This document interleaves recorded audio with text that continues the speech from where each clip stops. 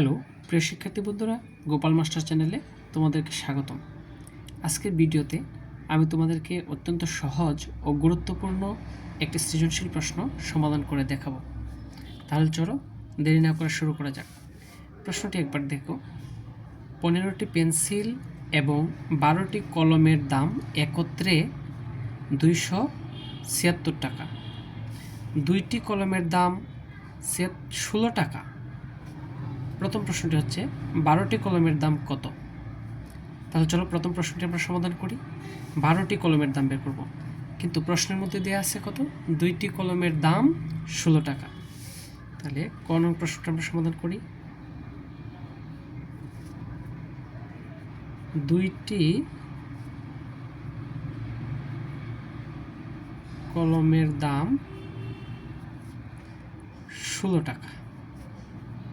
2টি কলমের দাম 16 টাকা। আমি বের করব 12টি কলমের দাম। তো 2টি কলমের দাম যদি 16 টাকা হয়, তাহলে আগে একটি কলমের দাম বের করি। একটি কলমের দাম কম হবে না বেশি হবে? অবশ্যই কম। তাহলে কম হলে কি করি আমরা? ভাগ 16/2 সমান কত টাকা হবে? 8 দুগুণে 16, 8 টাকা। অর্থাৎ একটি কলমের দাম 8 টাকা। অতএব 12টি কলমের দাম, 12টি কলমের দাম কম নাকি বেশি? একটি কলমের দাম যদি 8 টাকা হয়, তাহলে 12টি কলমের দাম 12 গুণ বেশি হবে। তাহলে 8 গুণ 12 সমান 8/12 96 টাকা। তাহলে 12টি কলমের দাম 96 টাকা। এটা হচ্ছে এই প্রশ্নের সমাধান। চলো খ নম্বর প্রশ্নটা দেখি। 15টি পেন্সিলের দাম কত? 15টি পেন্সিলের দাম কত? একটু লক্ষ্য করো। 15টি পেন্সিল এবং 12টি কলমের দাম একত্রে 276 টাকা। আমরা 12টি কলমের দাম পেয়ে গেছি। তাহলে 15টি পেন্সিলের দাম বের করতে পারবো, কারণ 15টি পেন্সিল এবং 12টি কলমের দাম থেকে যদি আমরা 12টি কলমের দাম বাদ দিয়ে দিই, তাহলে তো বের হয়ে যাবে 15টি পেন্সিলের দাম।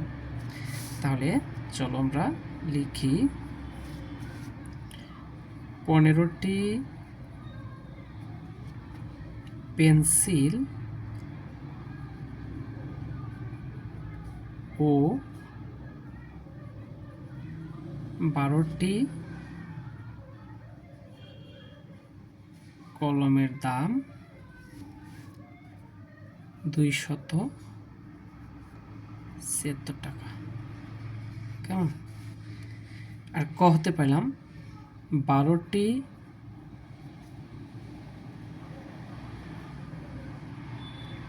কলমের দাম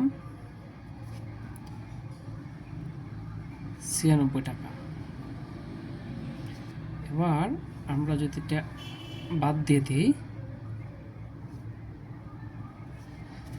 6 থেকে 6 গেলে 0, 7 থেকে 9 বিয়োগ করা যায় না, কর জানলাম 1 10, 17 থেকে 9 গেলে 8, এখানে ছিল 1, 180 টাকা।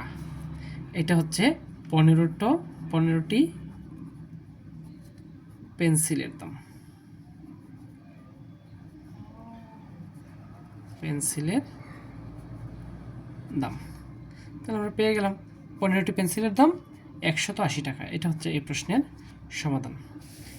এবার গ নং প্রশ্নটি। গ নং প্রশ্নটি হচ্ছে 10টি পেন্সিল কিনতে কত টাকা লাগবে? 15টি পেন্সিল কিনতে কত টাকা লাগে? 180 টাকা। তাহলে আমরা চলো এটা লিখি। 15টি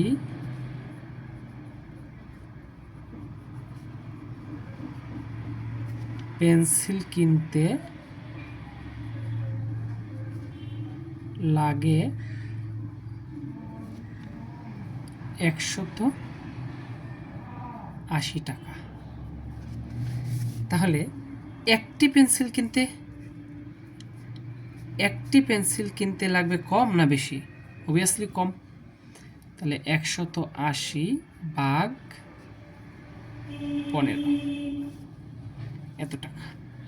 অর্থাৎ 15 দিয়ে যদি ভাগ করি, এটাকে, তাহলে 1-এর মধ্যে 15 যায় না, 18-র মধ্যে যাবে একবার, থাকবে 3, 0 নামালে থাকবে 30, 15 দুগুণা 30, অর্থাৎ একটি পেন্সিলের দাম 12 টাকা।